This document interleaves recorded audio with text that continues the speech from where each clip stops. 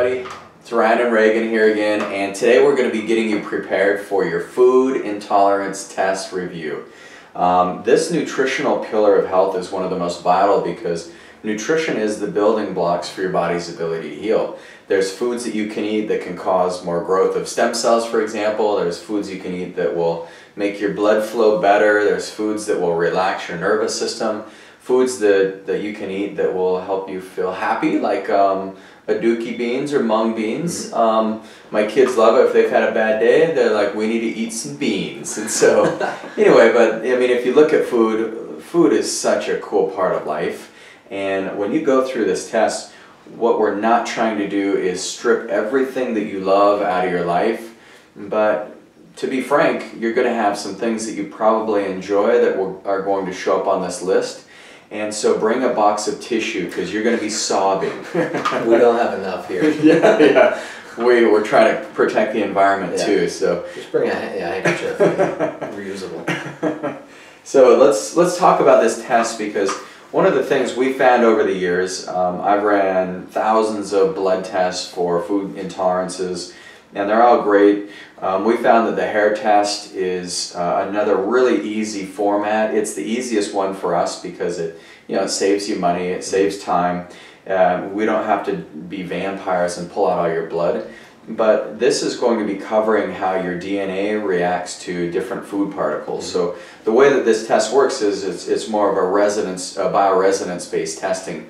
And they're testing for 300 foods. We also tested you for 300 environmental agents.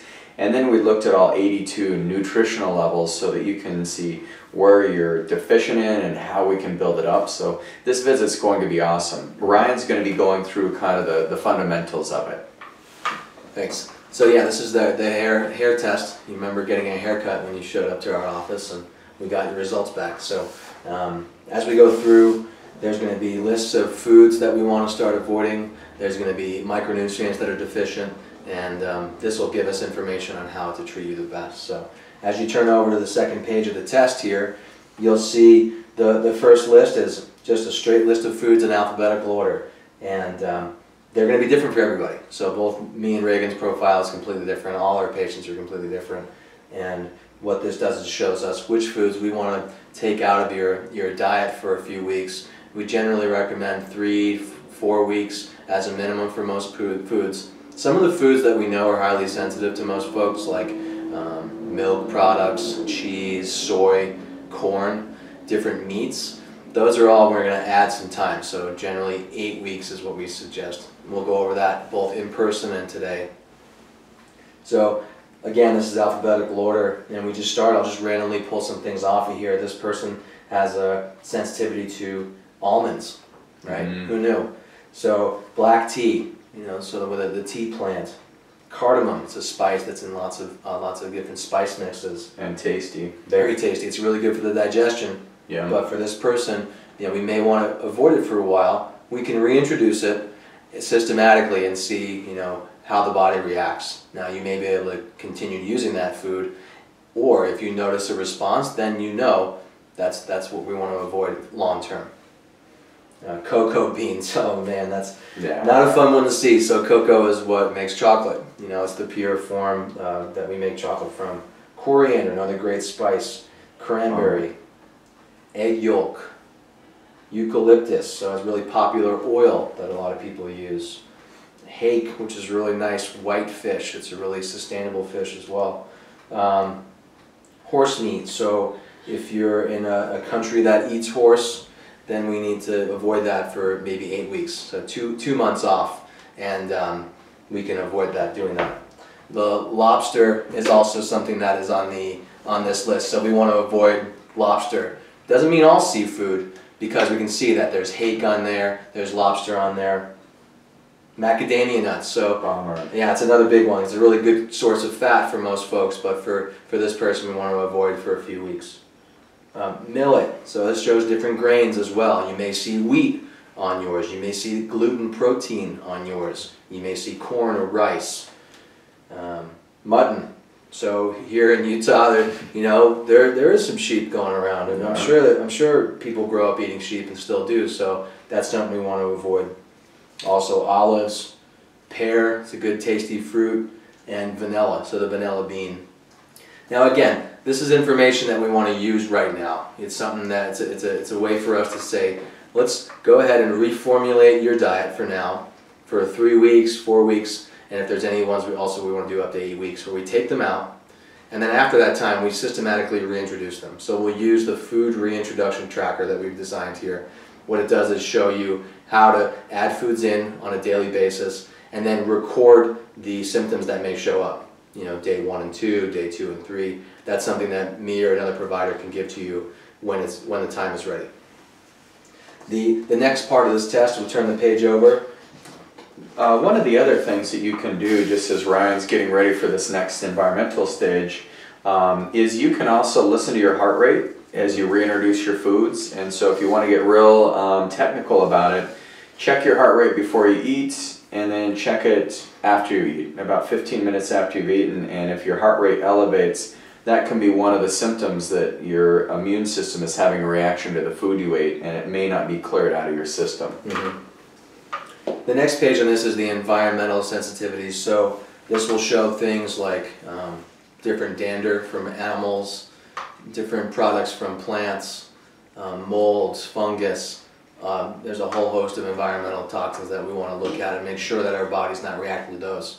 Sometimes you'll find goose down, you know, or synthetic fibers will be on here. Cotton can sometimes be on here. So fox epithelium, for all of you who have your pet fox, we need to get rid of your fox for a few weeks, and then we can reintroduce it lovingly into your home. Send it to my house. Yeah, I'll take the fox.